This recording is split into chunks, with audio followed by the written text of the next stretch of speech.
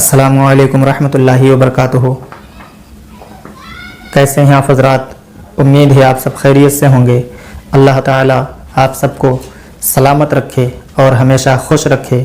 دوستان محترم، آپ نے دیکھا ہوگا کہ انسان گناہ کا جب خیال اس کے اندر آتا ہے تو فوراً گناہ کر لیتا ہے، لیکن جب توبہ کا خیال آتا ہے تو پھر انسان سوچتا ہے کہ آج نہیں کل کر لیں گے، کل نہیں پرسوں کر لیں گے۔ دھیرے دھیرے انسان کی زندگی گزر جاتی ہے اور وہ بنا توبہ کے دنیا سے کوچ کر جاتا ہے۔ اس پہ ہمیں غور کرنا چاہیے۔ دیکھا ہوگا، آپ نے غور کیا ہوگا کہ دنیا کے اوپر لوگوں کے خیال میں جب گناہ کا خیال آتا ہے تو انسان فوراً گناہ کرتا ہے، لیکن جب انسان کے ذہن میں نیکی کا خیال آتا ہے تو پھر اس نیکی کو کرنے میں سوچتا ہے، غور و فکر کرتا ہے۔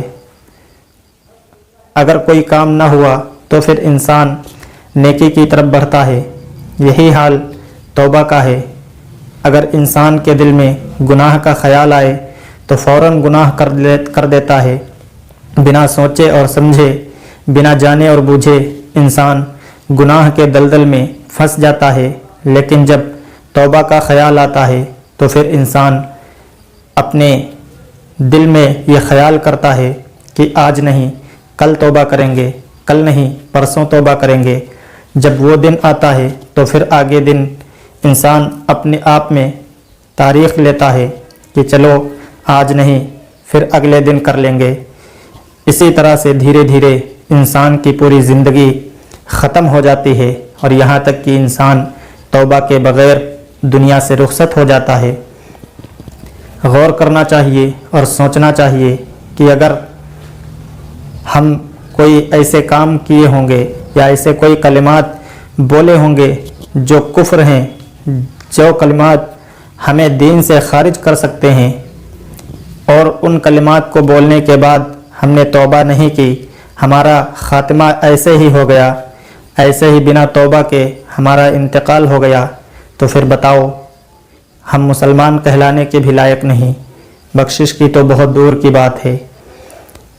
یہ اللہ تبارک و تعالیٰ کی مہربانی ہے کہ اگر وہ بخشنا چاہے تو بخش دے، ورنہ انسان کے کارنامے اور انسان کے گناہ اتنے بڑے ہیں کہ اگر انسان عبادت کر کے گناہوں کی معافی چاہے تو پھر اس نیکیوں کے بدلے انسان کے گناہ زیادہ ہوں گے اور نیکیاں کم پڑ جائیں گی۔ تو اس لیے آپ سے گزارش ہے کہ آپ اگر توبہ کا ارادہ رکھتے ہیں تو توبہ فوراً کریں۔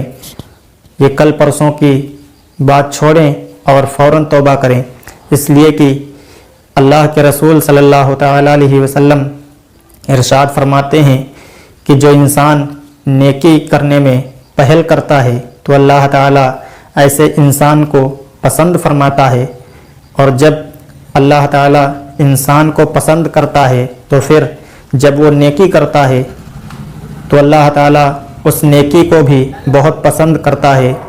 اور گناہوں سے بچنا چاہیے، نیکیوں کے اوپر عمل کرنا چاہیے۔ السلام علیکم ورحمۃ اللہ وبرکاتہ۔